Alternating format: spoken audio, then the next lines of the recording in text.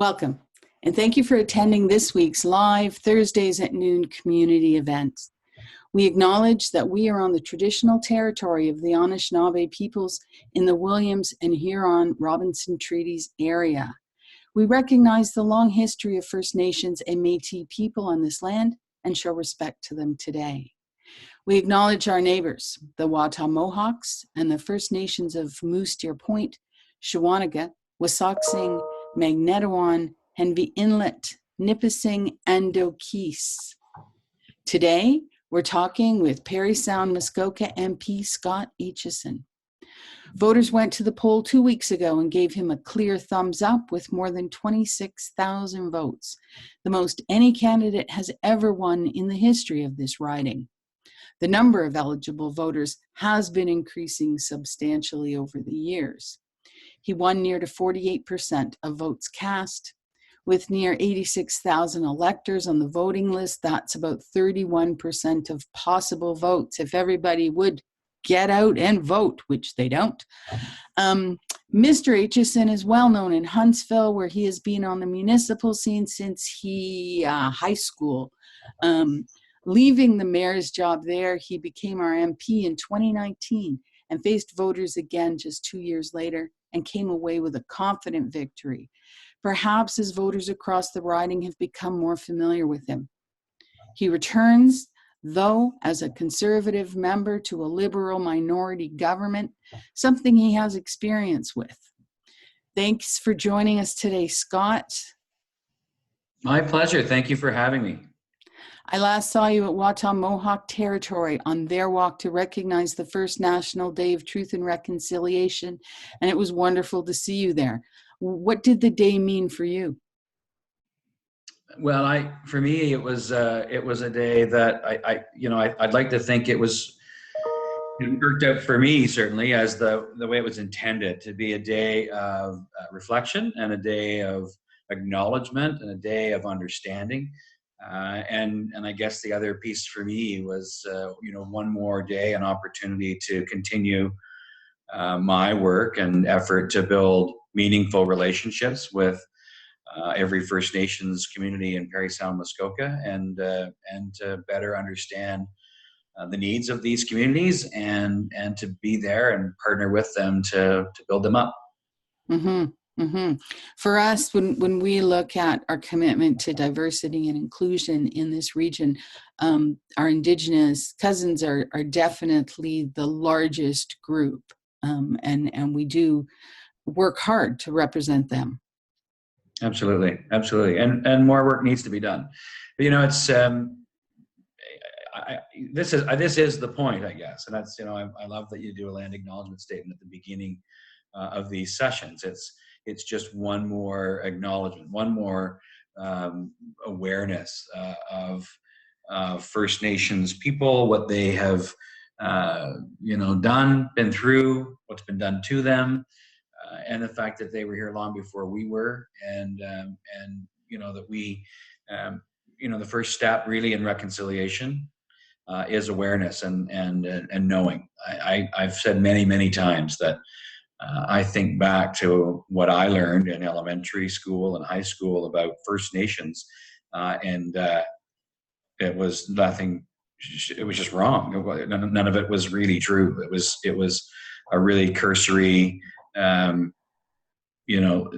was almost nothing. And so, I just think that we have so much more work to do, and I'm pleased that the school programs are actually really starting to teach the full story, which is important. And I think it behooves all Canadians to be aware and to be engaged. And so that's part of my role too. Of course, it's not just about my relationships and the people that I meet and work with, but I see my role also as an example for all people in Parry Sound-Muskoka to they may hold certain maybe historical biases and wrong opinions, and it's important for everyone to just check those, I think, and be open to knowing what the situation really is.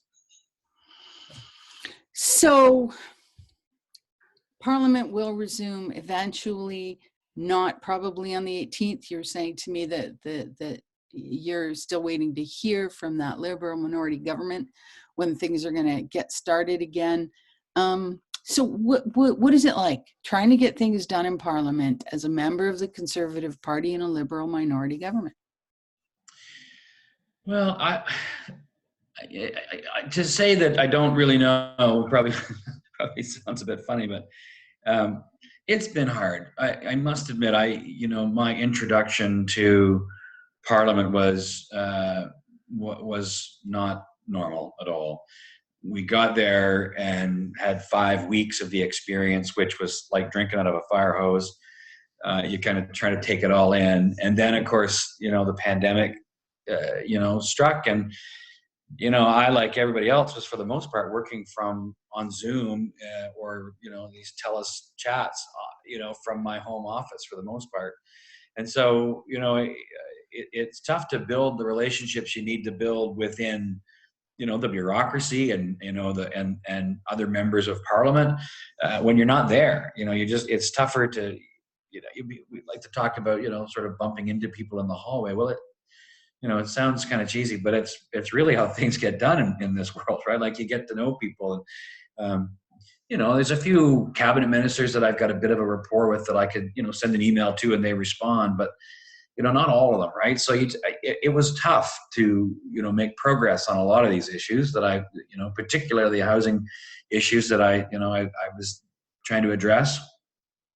That said, it took a little longer to build some of the relationships. I've got some of those now, and I feel like going back feels like it's going to be a little bit more normal, and we're going to be able to hit the ground running, I think. Mm-hmm. Do you think that you'll be face to face? Yes, I do. Huh? I do.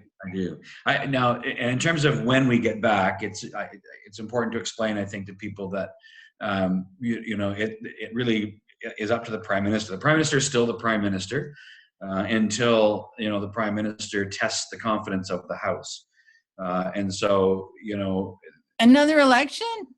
No, I don't think there'll be another election. I think you've seen the NDP support them pretty aggressively, but they have to write a throne speech. They have to, appoint a cabinet. All those things have to happen. My guess is that Parliament won't resume until maybe just after Remembrance Day. That's my guess. So Okay. mid-November. Mid-November, and then about a month, and then come back in the new year, probably. Yeah, and the purely cynical political mind would suggest that they probably don't want to sit too long before the Christmas break, because committees will start again, and then once committees start, you've got the opposition parties digging into all the scandals that they stopped, of course, when the House was dissolved. So they probably don't want to go through that. I mean, I can see them wanting to delay that for as long as possible. So that's my suspicion. So we'll see. So speaking of committees, your committee work last year, last term, it was 2 years, not one. Almost 2 years. Yeah, 22 months. What can you tell us about that? What got done there? Well, so on the Environment Committee, I was initially on the Environment Committee, and I can tell you that almost nothing got done there because of the unfortunate, bitter, partisan rancor over, really, frankly, the issue of climate change. How to address that has become, unfortunately, too political, I think. But after Aaron O'Toole was elected leader of our party, there were changes made, and I told them that, they asked me what committee I wanted to be on, and I said, you know what, there's always a lot of people angling for this committee or that committee, and it's tough to make everybody happy. And so I said to the leadership, I said, you know what, I'll make your life very easy. Put me in a spot where you don't have to worry about me. I'll happily serve wherever you want me to serve. And I think they appreciated that. I wound up on the Heritage Committee. The nerd in me absolutely was thrilled with that, because Heritage, love the heritage. I'm all about the history. And of course, there's some fascinating files there to the nerd. In the end, that committee was right in the middle of dealing with Bill C-10, which was the government's modernization of the Broadcasting Act. And so, honestly, it was probably the first bit of, legislative work that I got to sink my teeth into that I really thoroughly enjoyed. Like I was really learning something new. And so I guess one of the advantages of the Zoom world is that I was able to have so many more meetings with various different groups that were interested in broadcasting in general than I would have been able to do if I was meeting them in my office in Ottawa, just trying to schedule everything. And so I would I met with dozens and dozens and dozens of groups, everything from the Book Publishing Society of Brandon, Manitoba, to the CBC, to Rogers Communication, like everything and everything in between. And I used to tell everybody, I'm a small town mayor. I can tell you about sewer pipes, but I don't really know a lot about broadcasting. So I'm here to learn. And I did learn. I learned a lot about it. It was fascinating. And then as we got into it, of course, a couple of the amendments that the government themselves proposed to their legislation raised the eyebrows and the concern of experts in this field, particularly through online mediums. There's some concerns about limiting or the potential to limit freedom of expression in online forums. We really got into that. It was a really fascinating discussion and debate. In the end, we were able to stop that legislation. They've made it clear they're going to bring it back. So there's a part of me that thinks it'd be fun to be back on the Heritage Committee and digging in deeper on that one. But who knows where they'll send me? I'm not too sure. But I'm happy to go wherever I'm asked to serve. Okay, so when we were on the campaign trail, we talked a lot about housing. You talked a lot about housing. You got passionate about housing, and to paraphrase you and tell me if I'm wrong, you said very clearly that you feel that the Liberal government does not care about rural Canada. So about us when it comes to housing, where do you see that situation, and do you see a way that you might be able to move it forward given the constraints of government? Yeah, I think so. And I'm approaching this from a couple of different angles. The first of which actually is my office and I are going to try to play I think a bit more of a coordinating role in this, in that, my experience at the municipal level, particularly on the Muskoka side, was that, the District of Muskoka has the official responsibility for housing and housing programs in general. And of course, in the Parry Sound side, it's the Parry Sound District Services Board. But as a mayor, Huntsville was obviously very interested in this as well. We would contribute land. We've done a few different things as well. But there's also different agencies all around the region that are interested too. I'm thinking of the Bala Legion Project, Community Living South Muskoka. There's all these organizations that are also interested. My experience was that, a touch more coordination of all the interested parties, and then also, really the federal government's role in any of these programs, it really boils down to money. There's some policy stuff around the CMHC and mortgages for, the spectrum of the housing market that relates more, I think, to, people trying to enter the home ownership market, which is an important segment of this issue as well. But when it comes to things like affordable rentals and even social housing facilities, the federal government's role is about money. And this was my point all along throughout the election, was that, the Liberal government had been talking a really big game and promising a lot of money on housing. And then, at the most recent parliamentary budget officer's report on the national housing strategy, which is what they call their program, he reported that it effectively was having zero impact because they hadn't spent enough money. There was all this committed, but they'd only spent so much, and they were falling behind every year. And so they spent a few billion to basically kind of fall behind. And that sounds like a bit of a bureaucratic failure, but it's not a bureaucratic failure. It's a tragedy. When you hear the stories of people, not just in big cities, but in rural Canada, that are living in rat-infested dumps, it's enough to get me emotional. I get emotional about it because it matters so much. How can we expect anybody to lead a fulfilling, productive, self-actualized existence where they're contributing to society if they don't have a safe bed to sleep in at night? And Basically, right? this is what makes me so passionate about this, is that you can talk about this and sound great, but if you're not actually solving the problem, which they have not actually done, then that should be criminal as far as I'm concerned. And so instead of just getting mad, I've reached out in a very positive way. I've reached out to our representative at the CMHC. I had a great conversation with him about a couple of different projects specifically, and I found out some detail about things that I'm just gonna work. I'm gonna say, okay, well, I'll fill out the application for that project, and my office will work on this project. We're just gonna insert ourselves in places to move things along. I mean, this is one of my skills, and it's the way I used to operate as mayor. I would just, if something wasn't happening, I'd just insert myself and just start pushing until we got it done in a nice, respectful way, but push.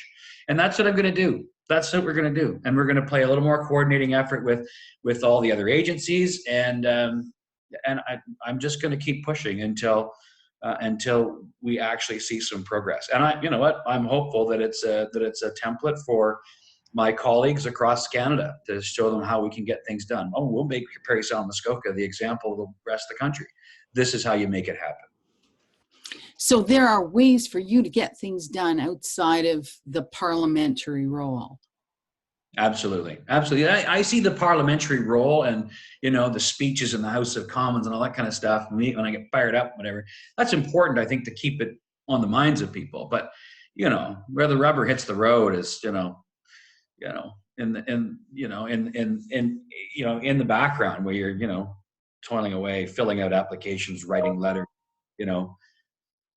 putting bureaucrats in headlocks and saying, let's get this done, So that's where we're going to get it accomplished. So is that too, Scott, like, you have a strong mandate. More people voted for you than have ever voted for a candidate in the history of Parry Sound-Muskoka. I think that's a really strong mandate. But there are chunks of people. There's still that other, percentage. If we look at the whole electorate, 70%, say 2/3, less than 70, that didn't vote for you, and that voted for the absentee Liberal candidate, that voted for the the NDP candidate, that voted in interesting numbers for the People's Party. So how are you able to serve those people? Because you're their representative. Yeah, I guess in the same way that I've always performed that role. When I was mayor, there were people that didn't vote for me. There were people when I was mayor that thought I was a jerk. I mean, you serve everybody, even the people that don't like you or disagree with you. And I've always said this, we can disagree without being disagreeable. I don't have to agree with everything you believe for us to, find some common ground to make progress. I guess it's another example of an issue where I point out regularly that, there are lots of different ways and sort of ideological approaches to solving the housing challenges we face. I'm inclined to think that government should be trying to incentivize the private sector, but I'm also aware that, there are some cases where the private sector is not the right vehicle to solve a particular housing program. I have a certain ideological approach to things that is generally about smaller government. But I'm not so ideologically, bound that I can't sort of see, other opportunities that represent a good solution as well, right? And other ideas. And I think that this is frankly part of the problem we have in our society right now. There's a lot of anger, and I think that certainly COVID, the restrictions, and I would say in some cases even the implementation of some of the measures around COVID-19 and managing the pandemic has made a lot more Canadians angry. There's a lot more anxiety. that's a fear-based reaction, and it's understandable. And I just think that, again, it's another one example where I, as a leader in my community, need to lead by example, to be compassionate and caring, and understand that when people call upset, to be compassionate, and to, some people just want to be heard too, right? But I really do believe that, you want to talk numbers about like things like the PPC, for example. I looked at the numbers, and I know a number of people that voted for the PPC, and they did so out of deep sense of frustration around their personal freedoms and liberties. A lot of people were, anxious about lockdowns. They thought that they were wrong, and how the pandemic has been handled, we can debate, but I try to understand, right? I try to understand how people feel about these things. And I think, we need to get through this pandemic and come together. And frankly, it's one of my biggest frustrations with our politics, certainly as the election began, but really our politics for quite long now, a generation at least now, where what we do is we slice and dice up the electorate based on some focus grouped information, and we've come up with sort of a boutique policy to win over women voters in Durham region that care about this issue. It's going to piss off people in Muskoka, but that's okay. You're going to balance it out because it's all about winning. The only thing that matters to these political parties is winning. Mm-hmm. That's why Justin Trudeau weaponized the whole concept of vaccines and getting through this pandemic. For 18 months, we're all in this together, until he saw an opportunity to win a couple of votes. It was disgusting. But our politics has been disgusting for some time. And I think what we need in this country is someone that's going to come along and instead of slicing and dicing us up and finding ways to pit each other against each other, urban versus rural, east versus west, vaccinated versus unvaccinated, who's the leader that's going to call us to common purpose to make this country a better place, solve the housing crisis, and get people back to work, and get this country moving again, and create a principled, respected country in the world community. Mm-hmm. And it doesn't seem like these things are going to happen unless there's working together, right? Absolutely. So that's the other thing. I also recognize that I have a role to play in that as well. I'm just a lowly member of Parliament, but I have a role to play in that as well, and the tone that I use and the efforts that I make, to be critical of policy and not of individuals. I've failed a couple of times in my attacks on Mr. Trudeau. But I commit to trying to be better, to raise this up, and to raise the people I serve up as well. Mm-hmm. Okay, so I got an email with a question from a reader who wanted me to ask you, are you familiar with the provincial to get the Ontario Northlander train service up and running again? Is there anything you can do to help this valuable service to Muskoka move up the implementation list? Yeah, absolutely. And a great question, and a fantastic project too. This is one of those areas where before the provincial government announced their study of this project, I was in the House of Commons, and there was Charlie Angus, the NDP member for Timmins James Bay, so kind of the terminus of the old Northlander. Mm-hmm. And I kind of wandered over across the aisle, and I sat down and I said, Charlie, we need to work together to see if we can get that Northlander going again. I know it's provincial, but let's find a way to work with he said, absolutely, Scott, we can work together. And I said, Anthony Rhoda, the Liberal in between us in Nipissing-Temiskaming, was our speaker at the time. I said, I'll talk to Anthony, we'll get the three of us together, and we'll try to make something happen. And so we started that dialogue to see what we might be able to work together on. Things were a little delicate for Anthony because as a speaker, he's not allowed to get too involved in some of these things, but he was prepared to be helpful. And then, of course, the province made that announcement. And so I just made it very clear to Norm Miller and to Vic Fideli in North Bay. And I think I may have mentioned to the Premier as well, that if there was anything, absolutely anything that they needed from the federal government or me personally to please just let me know. I want to help and support in any way, because I think it's fantastic, and I think that one of the great things about it is they're doing some serious analysis on routing and track allocation and that kind of stuff that I think will probably help to solve the death knell of that facility and that train link in its previous age, and that was that it was just completely unreliable in terms of scheduling, because if it was out by a millisecond, some freight train would take precedence and you'd have to sit. Like, I took the train a lot. I loved it. But you had to commit to a couple of days, because, you couldn't be like, oh, I'm arriving at this time, I can have a meeting with you at, you just never knew. So I think that it will be a lot more reliable as well. Which is, it's frustrating. I think there's a lot of people that they're taking some time to do some analysis. But I think that upfront analysis will ensure its survival ultimately. So that is good to hear, because we did a town hall on it, and Lucille Frith, a great advocate for the train, said we don't need a study, we need just the train. We can tell you we want the train. But you're right, it didn't work. So if you're doing really valuable work, Lucille is absolutely correct. We don't need a study on the need for the train, but some analysis of routing. I just know from chatting with some friends at the Metrolinx world, that there was, some analysis of if maybe some of the Metrolinx lines might be able to be utilized or something like that. So I know that it's more an analysis of how to do it properly as opposed to whether we need it or not. So, I think it'll be good work. That's good to know. Okay, so we're about a half an hour in. I think that we should see if we have any questions from the folks in the audience.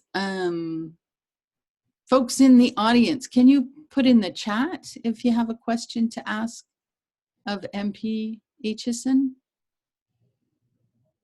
Or raise your hand, do the hand raising function. How many people do we have on today?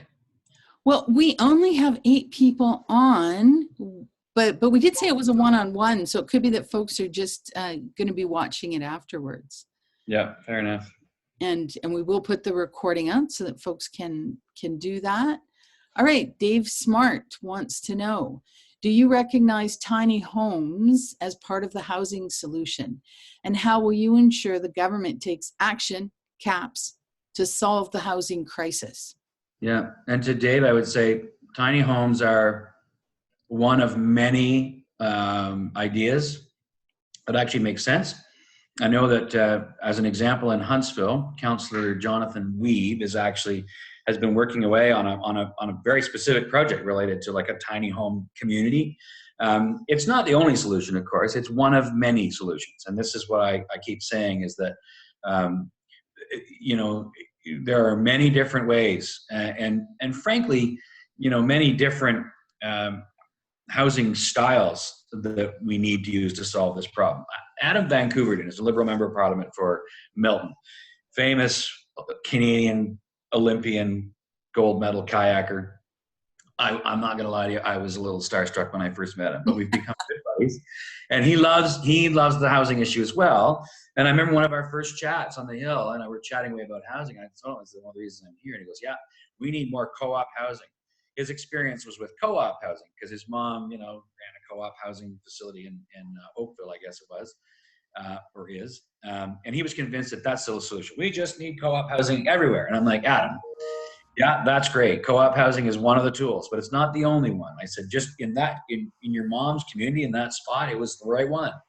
And we should do more of it. But that might not always work in different communities, right? You've got to be open to all the different possibilities. And I described some of the tools that we had used in Parry Sound-Muskoka in some of these different circumstances. And it was like a real eye-opener for me. It's like, oh, wow, I never would have thought of that. I'm like, well, that's why we come and talk to each other, right? So there's lots of ideas. And I guess the other thing I would add to that point, and I said this a lot of times too, is that this does require an all-hands-on-deck approach. So the housing issue, again, it's a sort of a provincial municipal responsibility, and they have a very big role to play in this. In that, one of the challenges that some municipalities have, presented when it comes to tiny homes is, zoning bylaws and official plans that, require larger lot sizes and things like that, right? So, your municipalities have a role to play in this, in so much as they need to make sure that their zoning bylaws, will make different housing options possible, while also protecting the integrity of communities too. We've learned a lot over the years about how you build accessible housing for people that are struggling financially, and don't create stigmatized communities at the same time. And so municipalities have a major role to play in that, in partnership with the provincial government. And of course, I think I'm in a unique position as a former mayor. And before I was mayor, I chaired the planning committee in Huntsville and the District of Muskoka for years and years. I have a lot of knowledge on this stuff. I know that if we are all working together, and I'm supporting municipalities and our provincial representatives, and coming to the table with some money, tiny homes will absolutely be part of the solution, but they'll be one part of the solution. So, Scott, housing leads me to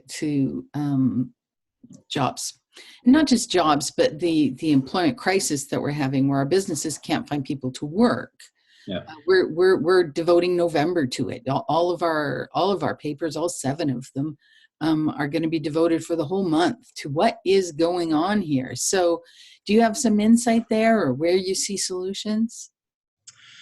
Yeah, I certainly think that part of the issue is, programs like CERB have gone on, I think, longer than they needed to, frankly. And in the government's haste to get supports out fast, I think probably an awful lot more people received that money than really needed it, frankly.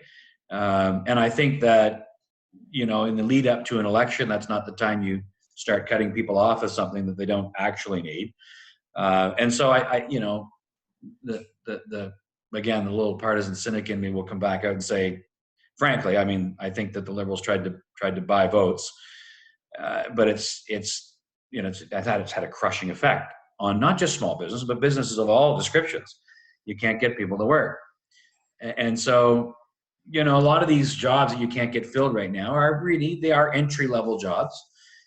And so I think what you're seeing now too is a lot of employers looking at how they can make some changes to the compensation packages or other benefits that come with those entry-level jobs to attract more people. But frankly, when you're competing as a small business owner in filling entry-level jobs, and you're competing with a government that's prepared to give you almost as much money just to stay home, well, that's tough to compete. So I think the time for those programs has come to an end, and we need to get people frankly back to work and contributing again. I think that's probably frankly the biggest issue we're facing. And that happens this month. CERB ends this month, right? Yeah, it's scheduled to end. I just read something in the Globe and Mail that they're looking at maybe extending some programs. I don't know which ones. Hopefully it's supports for business that are struggling to find people. Mm-hmm.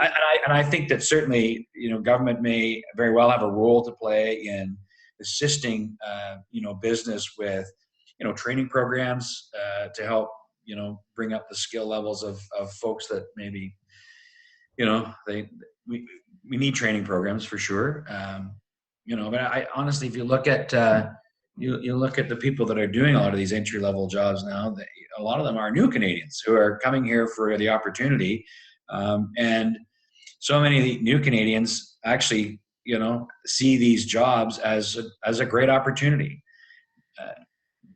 I'm thinking not enough young people see them as an opportunity anymore. They just see them as, kind of a crummy job. Mm-hmm. So, I think, in a more broad sense too, I would say that I think we need to place more of a value around getting into the job market. I remember when I was a teenager, I was excited to get my first part-time job. Working for the municipality as a councilman? No, I started. No, that's funny. But my very first part-time job, like legit one, not like cutting grass in the neighborhood, was at Huntsville Electronics, the Radio Shack store. I worked there, and it was also a Sam the Record Man outlet too. And so I remember I worked there. And I think it was still tapes, tapes and stuff. They would get a shipment of new music that would come in and have to unpack it. I would go there Tuesday nights, and then I would work weekends as well. Wow, I'm old. I'm tapes, and I remember when CDs came in. That was a big deal. Anyhow, but that was my first part-time job. I loved it. It was absolutely an entry-level job, but it was where I got started, and then I got into the next thing and the next job. I think we need to make sure that that's still seen as a value to get started and to work your way up. And I'm not entirely sure it is as much as it was. In conversation with Natalie Bubella just last week, she said that the hospital is having a hard time getting people to fill these skilled positions. And we know these are great jobs. And she related that to housing. Absolutely. They are definitely linked. There's no question about that. And of course, the housing situation, this is why I said earlier that, that the housing situation, the challenges we're facing, it's not just on the, there's a broad spectrum of housing. I can't go quite wide enough. Starting out with social housing and supportive living, affordable rentals, up to, sort of first time home ownership, and in the Muskoka context and Parry Sound context, right up to the multi-million-dollar second or third recreation property, right? I mean, there's quite a wide spectrum. But people who have even really good jobs are struggling to get into the housing market in our area because, of course, you're seeing, one of the issues we're seeing is this huge demand in larger centers.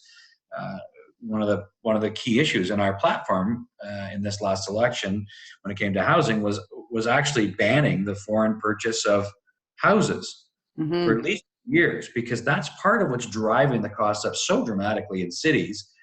Well, now you're seeing, and I think only exacerbated by COVID, lots of people saying, well, I don't need to live in the city anymore. I can work from the cottage, or I can, or maybe I can retire a little earlier or whatever, but I might as well check out now and sell my house for probably a couple $1 million more than I ever dreamt in my wildest dreams I would get for it. Buy a place up in Muskoka in one of those lovely new homes, subdivisions or something like that for $800,000, which seems like a steal, right? Put the rest of the money in the bank. But then the people who live and work here, this is the other thing people don't understand. Parry Sound-Muskoka, the people who live and work here, the median income is about 20% below the provincial average. People who are living here and working here, and in many cases working in the service-related industries that serve the people that come here in the summers, they're struggling. And now the huge demand on housing is just making that possibility of owning a house that much further out of reach. So part of the issue in that space is we frankly need more supply. We definitely need more supply.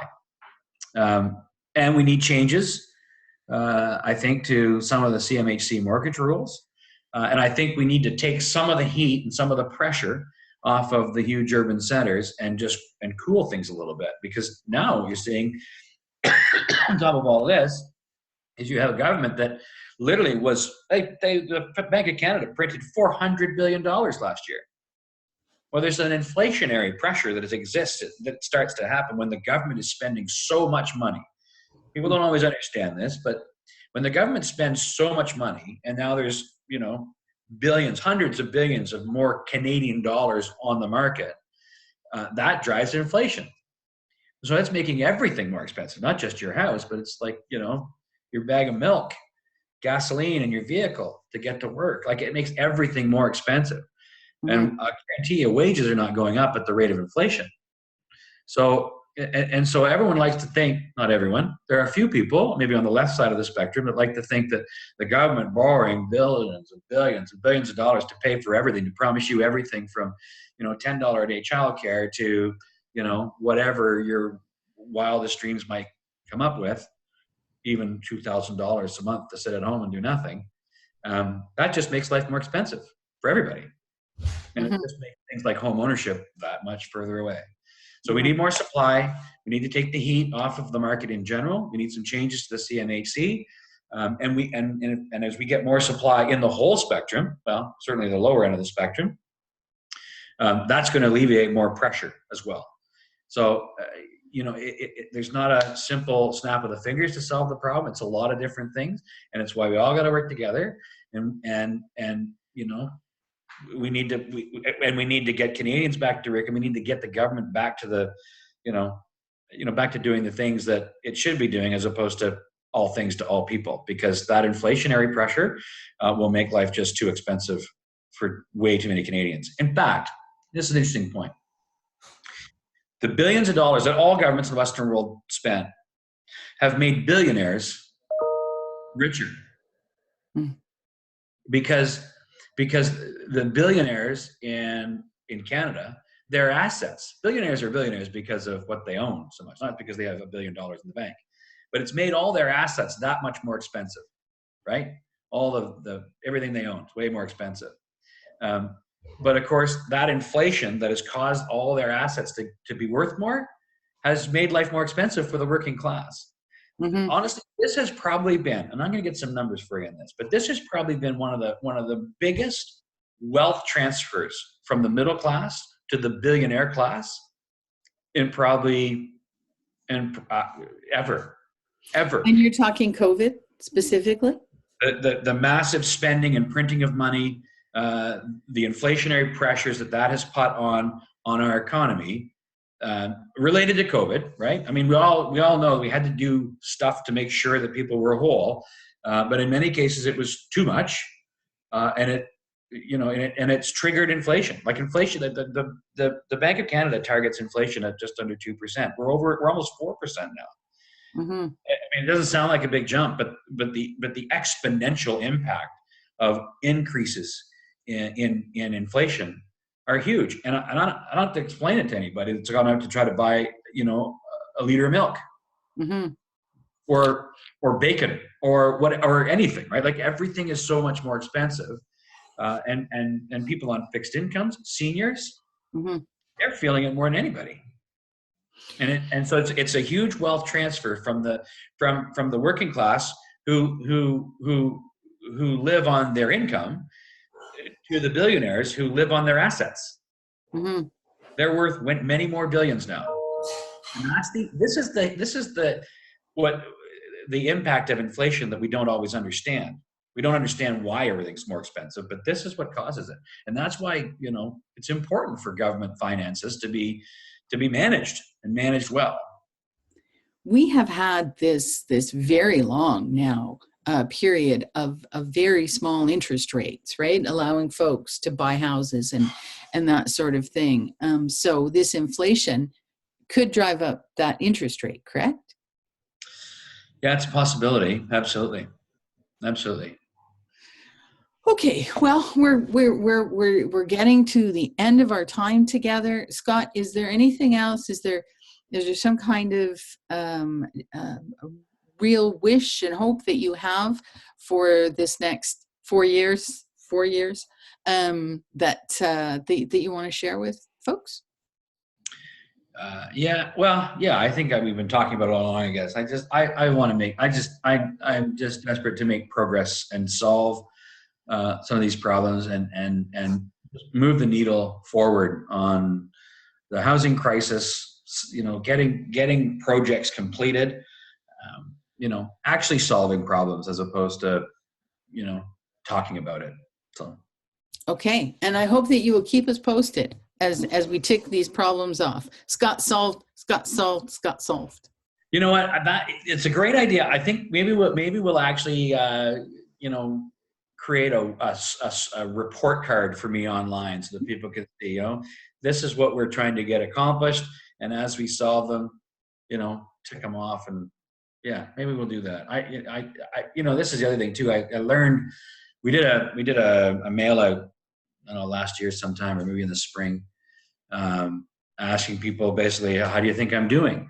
And one of the things we learned from that was, like, people said, well, I have no idea what you're doing, because if you're not on social media, you don't really see what I'm doing, because I wasn't out and about and doing what politicians normally do, cutting ribbons and saying hi to people and being in the traditional media, which is one of the reasons you and I have talked about trying to do a column and, trying to communicate more regularly in traditional media. But I published the results of that, and I sent that out. I said, you know what, this is what you've told me, that I'm not doing well at communicating. And you wouldn't believe the number of messages I got back from people, even the handwritten letters of people saying, I cannot believe that a politician has reported to us his really not great marks on some of the things he's doing. And I said, well, it's your money. I work for you, and it's important to be honest. And so, yeah, I want to make sure that we're communicating a lot more vigorously with everybody in the riding, so what I'm working on, and as we're making some progress. And I think, again, just trying to be more innovative, particularly on the housing issue. We're probably going to come up with some kind of tools that actually keep people really well informed, not just of the progress we're making, but hopefully some kind of a tool that people can look to see what opportunities are coming up as well, so that maybe we can be more active in that regard as well, and actually truly assisting people and finding what they need too. So not duplicate services, but we want to make sure people can get to the source of the resources they need. Because you need to be prepared. I know in my work with nonprofits, it's the funding becomes available. You have a short window. You need to have everything ready so that once it becomes available, you can move. You can send in your proposal. Request. Okay. All right. Well, thank you so much, MP Scott Aitchison. We're expecting great things from you as you represent the voters of Parry Sound-Muskoka and the readers of our newspapers in this 44th Parliament. Thanks, Pamela. Great to be with you. You too. Bye. Bye, everyone. Thank you. Bye-bye.